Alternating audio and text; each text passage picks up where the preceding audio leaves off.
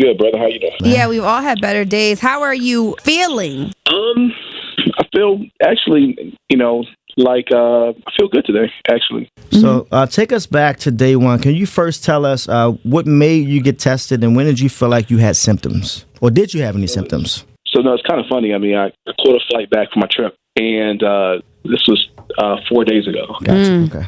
From Miami. Okay. And so everyone's seeing those low flights. I would just caution them to just stay home. Ooh, right? Say that again. Stay home. Even though you can fly for like $19, across the country, you should stay home. So you think you contracted this virus on the plane? Most definitely. Most definitely. The reason being is because when we took our seat, there wasn't a seat in between us. The lady sat down. She was already sitting down, already coughing. My boy and I was looking at each other like, I think, man, this is, We looked at each other like, oh, man. But she just kept on coughing throughout the entire flight. We tried to cup our faces up, but everyone else was turning around looking. But at the end of the day, whenever you're in close quarters with people, especially right now, it's just going to heighten your opportunity to receive the virus. So you had symptoms when? 24 hours later, same day? Next day. So the next day I woke up, I was feeling like lethargic. I was feeling like I was, kind of hot, sweating, kind of like the early stages of the flu. I never get sick. Once I started to feel a temperature, a high temperature, and that's when I went in and went to my doctor. Now, we've been seeing people say it's hard to get a test. Did you just walk right in and get a test and they gave it to you with no problems? Yeah, so, my county where I am, you have a lot of people. The issue right now is that there's so many people that as soon as they get a cough, a sneeze, they're going right to the doctor. So by the time that someone can see you, it can be overwhelming with the amount of traffic that's already in the emergency room. So that's really the issue. I went directly to a hospital because I thought that would be the best way for me to clearly get a test much better than going to my doctor. Because the problem is that there aren't a lot of testing kits. So you got your test. 24 hours later, it came back that you were positive for the coronavirus. Then what happened? Just like everyone else, I went straight to Google. I was like, is this going to be it? But keep in mind, at this point, I'm already 2 days in. The first day felt from scale 1 to 10, it felt like a mild flu. Day 2 was really feeling like a cold. Today, I don't feel anything at all. Feel no symptoms. So you're now at home? Yeah, so that's the issue. That's the major issue that people need to understand.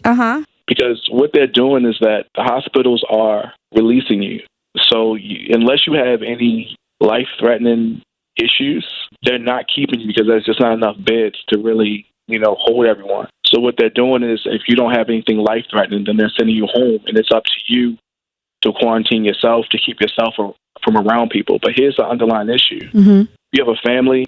Let's say that you're a single mom. You have kids. How are you going to be able to quarantine yourself from your kids? Right. The biggest issue is that it's the people who have weak immune systems, respiratory issues, because today I'm fine.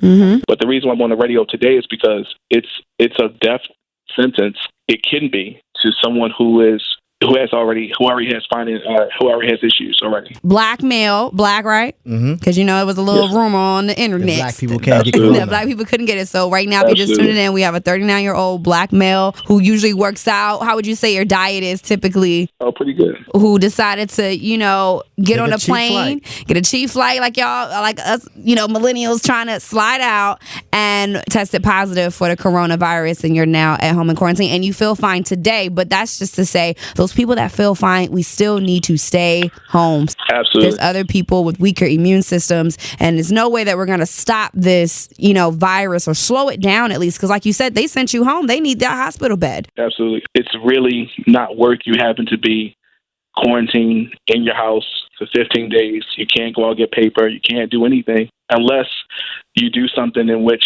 you can work from home or whatever. But it's just not worth it. Once again, I want to say thanks for calling in. We're definitely praying for a very speedy recovery for yourself and for everybody who's affected by this whole coronavirus. It's going to take the same process as the flu. So just just hydrate and, take the same measures you would take with the flu and, stay off your feet and rest up. And it'll pass through your system. All right, well, go ahead, man. Get yourself together, man. Please do me a favor. Can you update us once you're back 100%? Yeah. Man, you already know it, my brother. All right. Take care of yourself. Thank you. Thank you.